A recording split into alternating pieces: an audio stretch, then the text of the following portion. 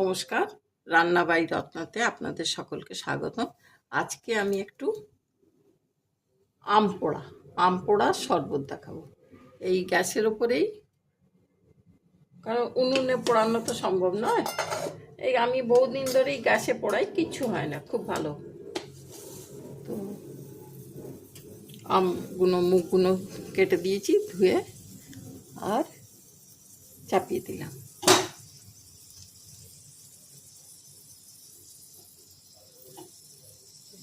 আপনি পুড়ুক এখন তাহলে।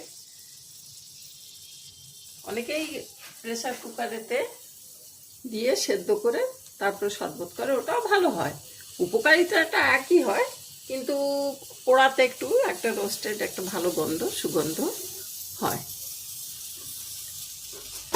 এখনই বেরোচ্ছে, দেখুন না, খুব ভালো গন্ধ।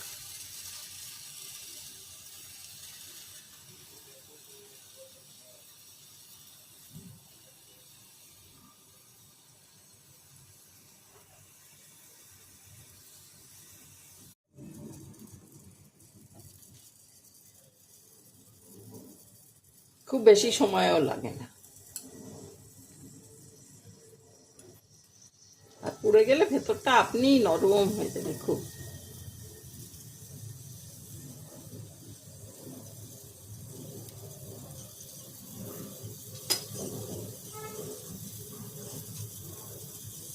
অনেকেই এই যে রসটা পড়ছে আমি পুঁছে নেবো পরে, কিন্তু অনেকেই এটা অ্যালুমিনিয়াম ফয়েল দিয়ে ঢাকা দিয়ে রাখে, যে নোংরা টোংরা যা হোক গ্যাসে পড়বে না, সোজা অ্যালুমিনিয়াম ফয়েলটাতে ডাইরেক্ট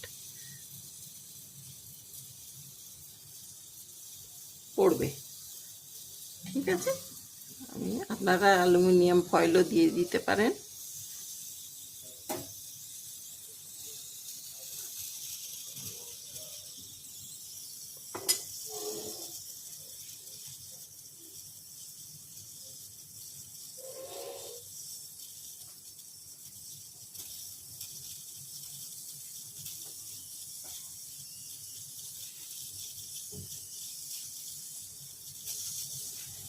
এটা বোধহয় হয়েই গেল।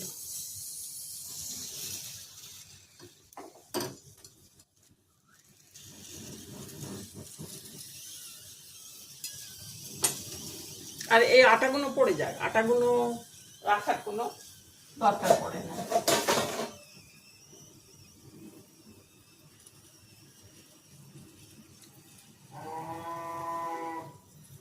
এই বাটিতে আমি ভালো জল রাখবো, রেখে আমগুলোকে ডোবাবো।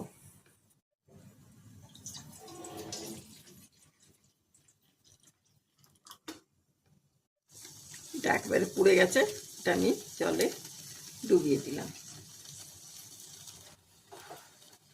এটাও হয়ে এসছে, একটু হোক। আর এই গরমের দিনে লু চলছে, গরম, কেউ বাইরে বেরোলে এই আম পোড়ার শরবত, ছাতুর শরবত এসব দিয়ে দিলে ঠান্ডাটা, এই গরমটা কম লাগে, শরীরটা ঠান্ডা হয়ে থাকে, লু লাগে না।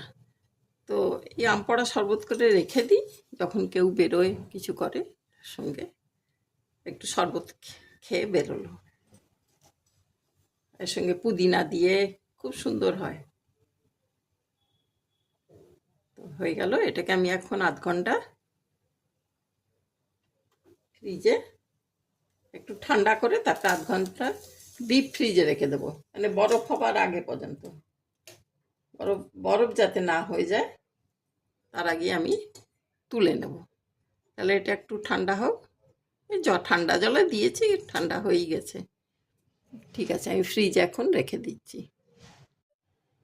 আমগুলোকে খুব ভালো করে ঠান্ডা হয়ে গেছে, ফ্রিজ থেকে বার করে নিয়েছি, আর কালো কালোগুলো বাদ দিয়ে দিয়েছি, অল্প একটু আছে।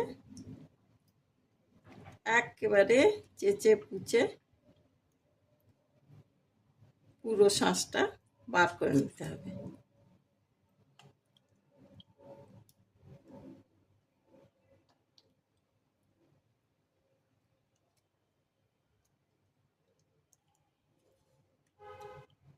এই যে একটু একটু কালো কালো আছে, বার করে দিচ্ছি। একটু আধটু কালো কালো থাকলে ভালোই লাগে, যদি মুখে একটু পড়েও সে ফেলে দেবে লোকে, কিন্তু আম পোড়ার স্মেলটা বেশ ভালো আসবে।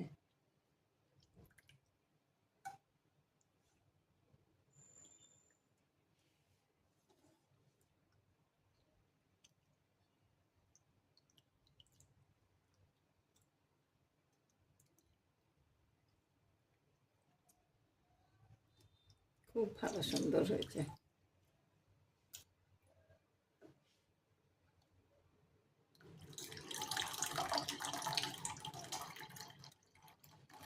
পরে এই জলটাও দিয়ে দেবো। তারপরে আপনারা ছেঁকে ফ্রিজে রাখবেন, এমনিতেও ঠান্ডা, এটা জলটা পুরো ঠান্ডা হয়ে গেছে এখন।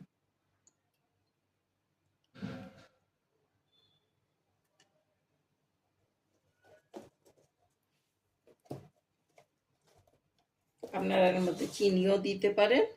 আমি এর মধ্যে 2 চামচ গুড় দিচ্ছি, আর এখানে পুদিনা পাতা কুটে রেখেছি।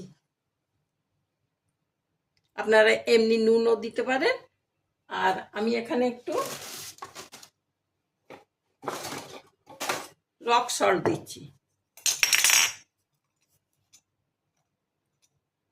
এই 8 চামচ রক সল্ট দিয়ে দিচ্ছি।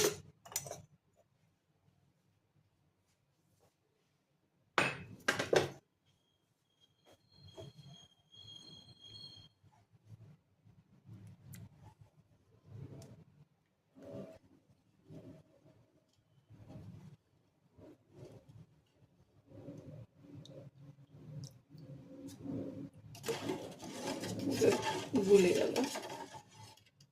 এরপর আমি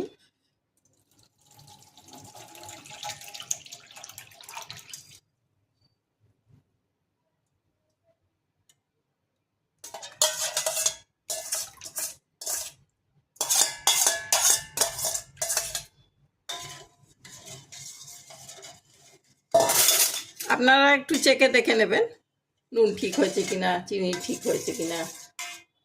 খুব ভালো গন্ধ বেরোচ্ছে।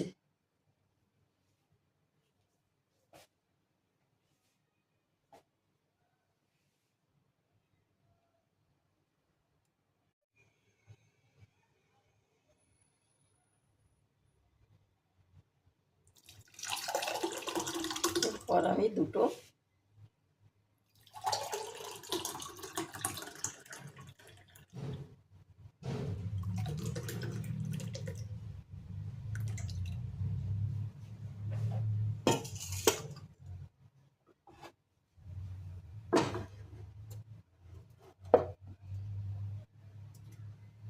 খুব সুন্দর লাগছে দেখতে। আম পোড়ার শরবত হয়ে গেল। এই গরমের দিনে বাচ্চাদের করে করে, বাচ্চাদের কেন বড়দেরও করে দেবেন, খুব ভালো লাগবে। আর খুব ভালো খালি লাগার জন্য নয়, শরীরের হেলথের জন্য দরকার। আর গরম লাগবে না, লু লাগবে না। তো এটা এইভাবে আমি করে দিয়ে দিলাম। আপনারা যদি, আমি একটু চেখে দেখছি,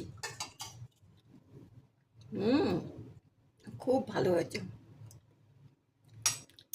মিষ্টিও ঠিক হয়েছে, নুনও ঠিক হয়েছে।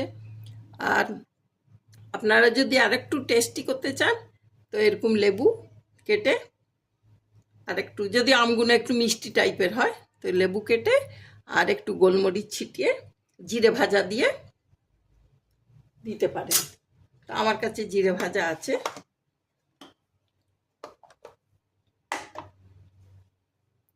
একটু জিরে ভাজা দিয়ে দিচ্ছি।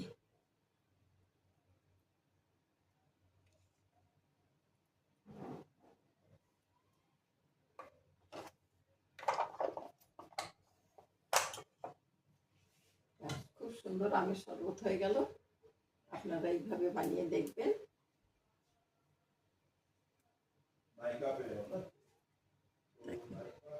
খুব সুন্দর লাগবে।